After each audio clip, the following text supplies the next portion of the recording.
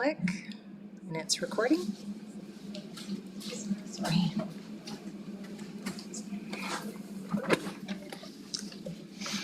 Hello, it's nice to meet you. Hi. My name is Michele Corr. What your preferred name would be? Joe. Joe? Yeah. It's lovely to meet you today. So, did you find the building okay, everything? Oh yeah, it was easy. It was well marked. So. Awesome. And the weather's still holding off, right? It's gorgeous out there. It's I know. almost spring. I know. It's been snowing recently, and I'm lucky to see some, above zero temperatures, definitely. It won't be long now. So. I hope so. I hope so. So, I like to ask a few questions sort of to our new clients, and from my understanding, this is sort of your first session here at the facility today, right? Yes. So I'm just going to go over a few questions. I go over sort of this with all my clients. My first sort of question that I have for you is, have you ever been to counseling before? No, I haven't. So this is your first time? Yes. Awesome. That's sort of, especially what we're seeing after COVID, we do see sort of a lot of new clients who are coming to counseling first, so you are definitely not alone in that boat. I just also want to go over confidentiality. Have you ever heard of confidentiality before? Oh, I know what it means. Absolutely. Awesome. So I'm just going to go over it really quickly with you. I know we only do have 15 minutes, so I'm trying to sort of go through these questions with you pretty fast so we can get into everything. Okay. But confidentiality basically means that what you say here stays within these walls. What you disclose to me, your counselor, I can't go and tell sort of a third party, anything like that. So all your information is protected. There is 3 reasons as to why confidentiality would be broken. So the first one is self-harm. So if you are currently harming yourself, you plan to harm yourself, or you plan to harm someone else, I do have to report that. The second one is by law. So if I'm appointed by a court or a judge, I do have to disclose information then. The third one has to do with child abuse. So if you know about child abuse, or if there's child abuse going on in your home, I also do have to report about that. There is one fourth option why confidentiality could be broken, but it's completely optional and completely up to you. It is called a self-disclosure form, and basically what that is I sign off on it, you sign off on it, and it allows for a third party to be able to call in and sort of ask questions about counseling. We also use it if, we want to bring in a third party to maybe as a resource, but that's for other cases as well. You will be kept in the loop if confidentiality ever has to be broken, anything along those lines, so you will know every step of the way sort of what's going on. No, I'm a teacher sometimes. Remember that. That's perfect. It's interesting you talk about the child abuse, but do you include elder abuse as well? We do sort of, for any type of abuse, we do keep that in mind. Child abuse is, we really specify on. Elder abuse, depending on the sort of type, it may be grounds for report. It doesn't apply. I'm just kidding. No, that's okay. I just want to make sure I answer all your questions. If you have any, I was just about to ask, but yes, it's sort of also with that, we do sort of, it sort of almost depends. We do make sure we do get a lot of information about that, and if it does sort of apply to our sort of checklist that we have, it may be grounds to, but you will also be kept in the know of that if anything were to arise. So is there any questions sort of regarding that at all? Awesome. There's no fear of those. So. No worries. So my next question that I just like asking all my clients, I know it's sort of a lot of questions, but I like to ask, do you have any sort of expectations for this counseling session?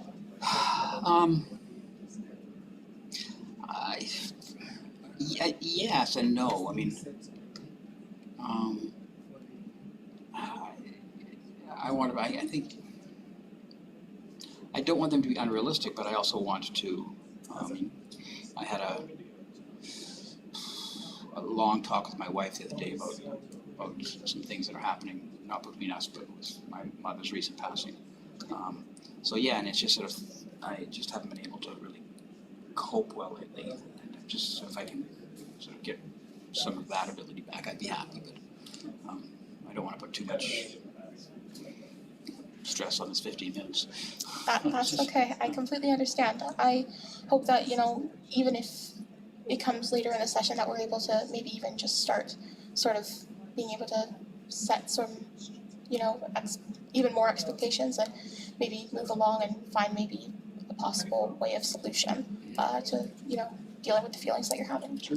So you mentioned about how your mother just recently passed. Is that why you came to counseling today? Well, it's probably a byproduct. My mother was actually, it was about 4 months ago. She was killed very suddenly in a car accident. Okay. I thought I was dealing quite well with it, given the circumstances. There was a lot to do after her passing, and I'm a list person, so I had lists, and I mean everything was checked off, and I was very busy dealing with that. And it's all been done except for that, pretty much the house. And 4 days ago there was an offer on the house, which is great, but I guess I don't even remember what totally was said, but I guess I just lost it on the real estate agent when they came with the offer. The people wanted in ASAP, and I did not deal with that well, and so my wife was talking about maybe we need to take a step back and deal with that in terms of. So you said you lost it. Can you tell me what you mean by that? I guess in terms of what the real estate agent was expecting, I mean it was all good news in her mind that she had a full offer with they wanted sort of almost immediate occupancy, and I just couldn't deal with it. I mean I don't exactly remember what I said, but I didn't want to accept it. I mean I didn't want them to move in any quicker than what I had already set out. For whatever reason, it was just. That news was just, I don't know, it just didn't sit well for some, and I was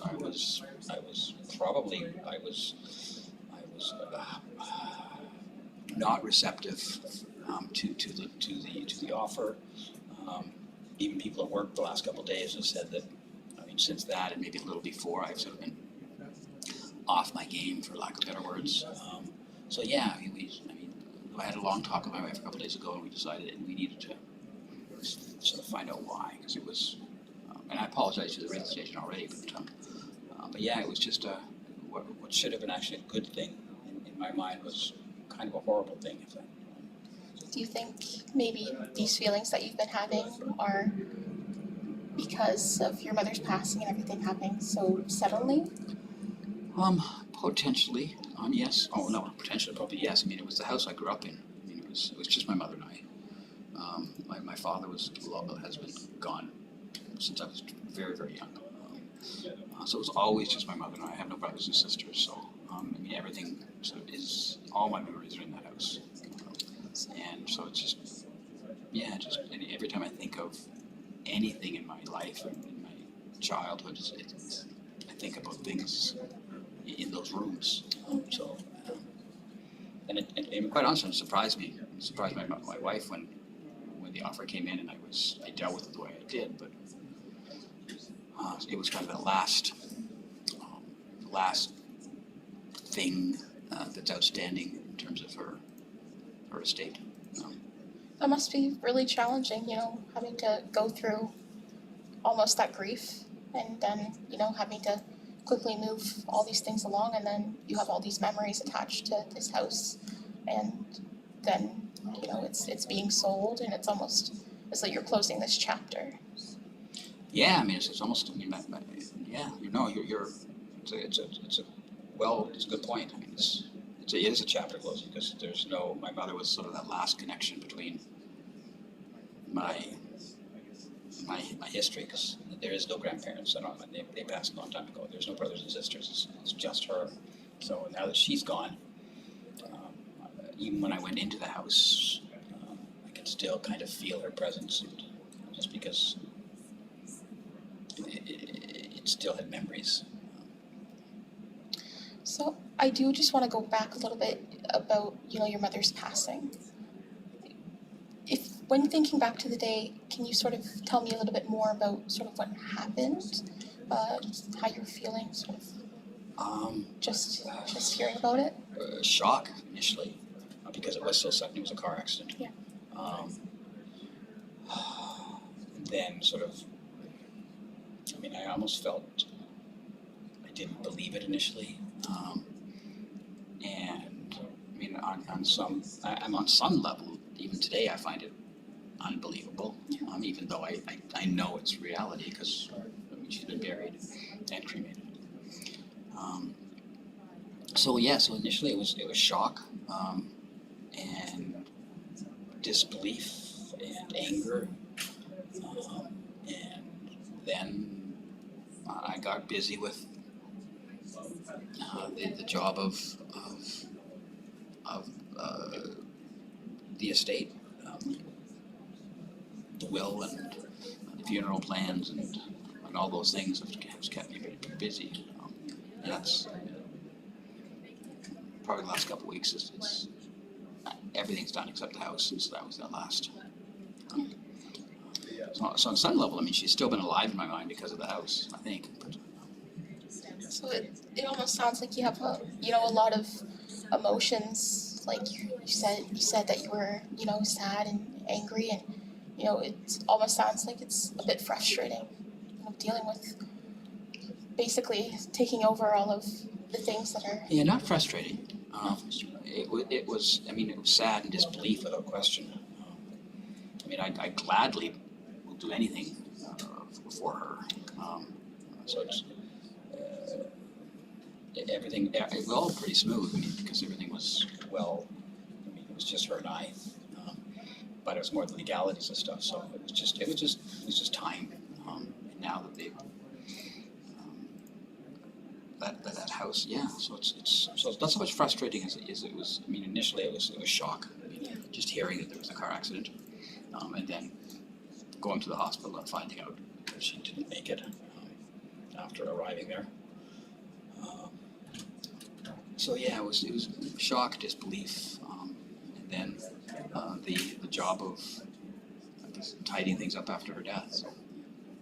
Tell me just a little bit more about your relationship with your mom. Oh no, it was just her and I growing up. It was we were always very, very close. And then she was close to my children and to my wife. Functions still happened at her house, just because it was a family house in terms of her and I. So no, it was always just her and I. Especially in the early stages when I was very young. I mean, I lived there up until I got married, actually. Because when I was going to university, I was still living there. So no, she was a pretty incredible lady. So I guess it sounds as though it's been a big loss for you, but has it also been a big loss for your family as well? I think so. My wife was very close to my mother as well. I think my children, of course, there was grandma, but it's just a different relationship there. I mean, it's almost as if,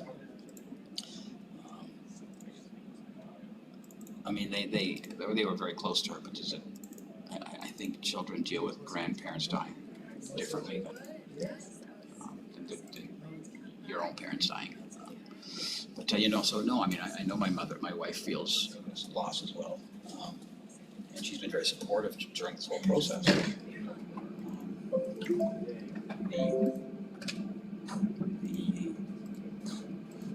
That offer from the real estate really sort of threw her for a loop the way I reacted. So It sounds like almost you've been under a lot of pressure, and it sounds like you're going through a lot. Your mother passed away, and now you've sort of had to sell the house, and all your memories are there. Mm-hmm. So it sounds like you're in a really hard situation. Yep. And I thought I was dealing with it quite well, considering. I mean, and I occupied myself with the jobs of taking care of things. Now all the jobs are done. I'm not dealing with it as well, I guess. So. I am just being a little bit mindful of our time, as we only do have 15 minutes, but in today's session, you sort of, you talked about the passing of your mother, and thank you very much for, being open with me about that. I know that can be pretty challenging to talk about, the grief of a loved one. And, you also talked about selling your house and how that's sort of been difficult, because it's almost as though, like we said, you're closing a chapter, and, all your memories are in that house, and it's been something that's been very difficult for you to, deal with. Does that sound? Yes, I think the memories are exactly that. So Well, I am very thankful once again that you came in and you talked to me today and you were so open. Do you have any questions just before we head on out? No, I don't think so. I mean, I think, no, I'm not really, I guess I don't know what to ask if I don't know what to ask, so. Okay, that's okay. I was thinking possibly if you wanted to come back in the future, we could sort of continue this discussion, and maybe sort of talk further into, you know, your feelings and the passing of your mother especially, and sort of do a more deeper dive into and explore this. Sure, no, that Does that sound Sure. like something? absolutely. Awesome. Well, once again, it was lovely to meet you, and I look forward to seeing you. So will I just book on the way out, or? Yep. So you just go right on out, and our front desk right out there. Michelle, you can just talk to her, and we can schedule our next appointment. Okay, great, That sounds okay, good. thank you. Awesome. It was lovely to meet you today. Nice meeting you too, thank you. Have a great rest of your day.